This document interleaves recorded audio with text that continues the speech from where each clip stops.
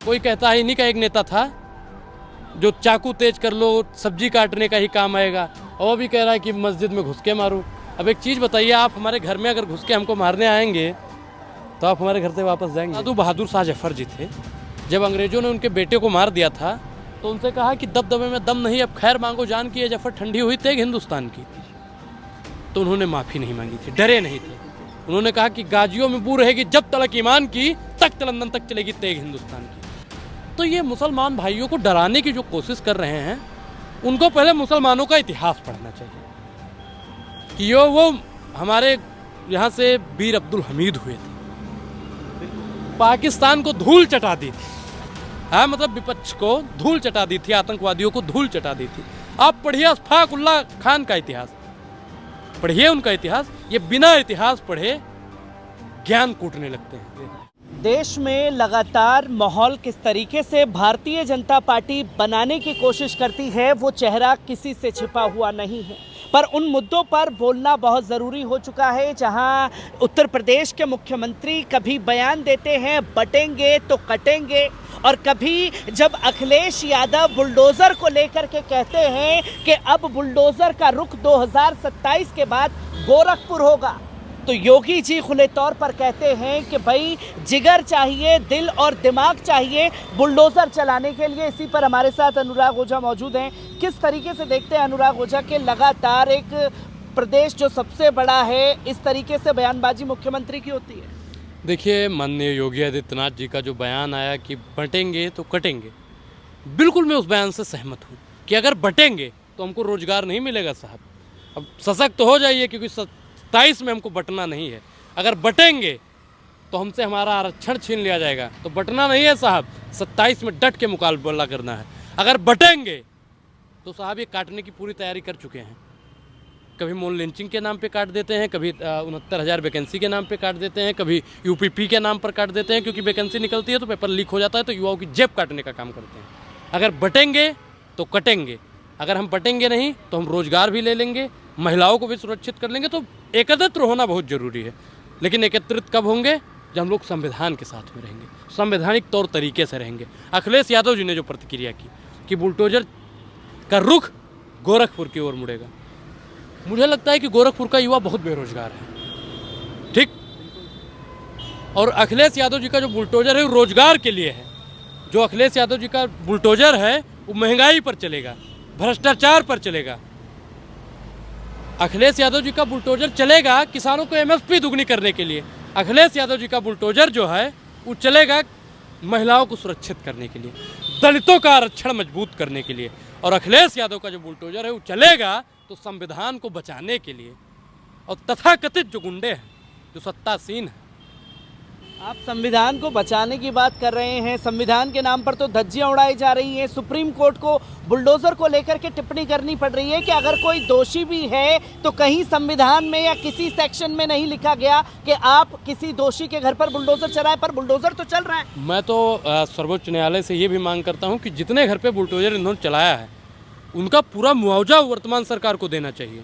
क्योंकि आप बताइए, एक आरोपी है, आरोप के आधार पर आप बुलडोजर चला रहे हैं, चलिए आरोप उसका सिद्ध भी हो जाता, तो एक व्यक्ति की वजह से आप पूरे परिवार को बेघर कर रहे हैं, ये गलत है। अपने यहाँ पे कार्यपालिका है, न्यायपालिका है। कार्यपालिका मतलब पुलिस अपना काम करेगी, न्यायपालिका जज साहब अपना काम करेंगे, लेकिन तथाकथित लोग खुद ही जज बन जाते हैं, खुद ही कानून बन जाते हैं, खुद ही अदालत बन जाते हैं और खुद ही फैसला सुना देते हैं। आपने देखा होगा हमारे भाई आर्यन मिश्रा को किस प्रकार से मारा गया। तो आर्यन को तो सिर्फ इसलिए टारगेट किया गया ना कि मुस्लिम समझ लिया गया, और मुसलमानों की लिंचिंग तो लगातार हो रही है। अब वहाँ से सहानुभूति के मैंने सोचा मुसलमान है। आप बताइए कि मुसलमान माटी का बना हुआ है भाई, कि मुसलमानों को मार दोगे? नासिर जुनैद को किस प्रकार से मारा गया था आप जानते हैं, लेकिन सरकार बोल नहीं रही है। और आर्यन के पिताजी ने नरेंद्र मोदी, भाजपा का तथाकथित रूप से नाम लिया कि इनको संरक्षण कहाँ से मिलता है। और मेरा भी एक सवाल है कि इन तथाकथित गोरक्षकों को संरक्षण आखिर कहाँ से मिलता है? किनके आदेश पर एक 15-16 साल के लड़के को मार दिया जाता है? 12वीं में पढ़ने वाला लड़का जो भविष्य का आईएएस है, पीसीएस है, आप बताइए, डीएम एसडीएम कुछ भी बन सकता था। वो भविष्य हो सकता था, देश का प्रधानमंत्री बन जाता, देश चलाने का काम करता, हरियाणा का मुख्यमंत्री बन जाता। लेकिन साहब उसको इसलिए मार दिया गया कि उसको समझा गया कि मुसलमान है। और अगर आर्यन, ये आर्यन है तो सोशल मीडिया पे चल भी रहा है आर्यन मिश्रा, आर्यन मिश्रा, आर्यन मिश्रा।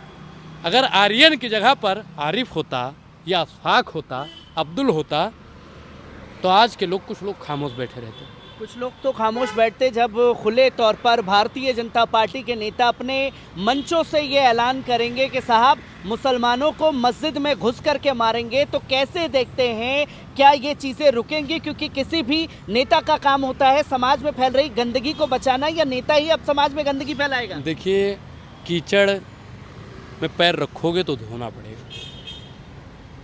और वो जो नेता ने बयान दिया है वो किस पार्टी का है?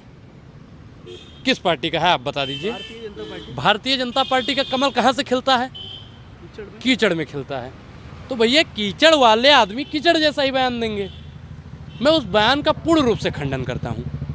आपको मैं बता दूँ, बहादुर शाह जफर जी थे, जब अंग्रेजों ने उनके बेटे को मार दिया था तो उनसे कहा कि दबदबे में दम नहीं, अब खैर मांगो जान की, ये जफर ठंडी हुई तेग हिंदुस्तान की। तो उन्होंने माफ़ी नहीं मांगी थी, डरे नहीं थे। उन्होंने कहा कि गाजियों में बू रहेगी जब तलक ईमान की, तख्त लंदन तक चलेगी तेग हिंदुस्तान की। तो ये मुसलमान भाइयों को डराने की जो कोशिश कर रहे हैं, उनको पहले मुसलमानों का इतिहास पढ़ना चाहिए कि वो हमारे यहाँ से वीर अब्दुल हमीद हुए थे, पाकिस्तान को धूल चटा दी थी।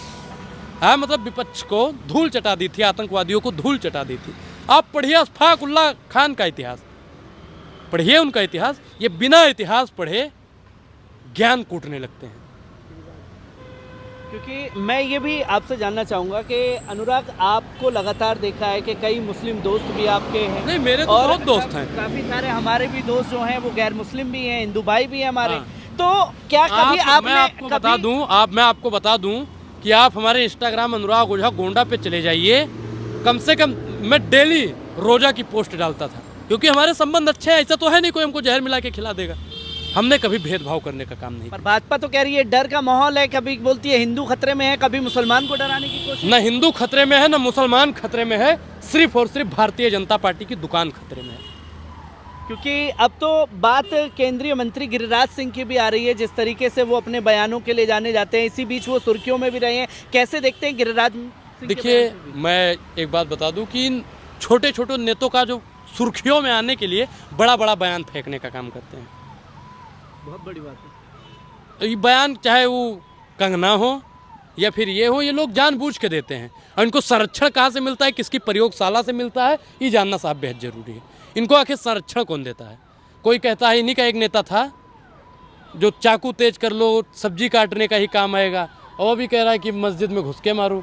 अब एक चीज़ बताइए, आप हमारे घर में अगर घुस के हमको मारने आएंगे तो आप हमारे घर से वापस जाएंगे?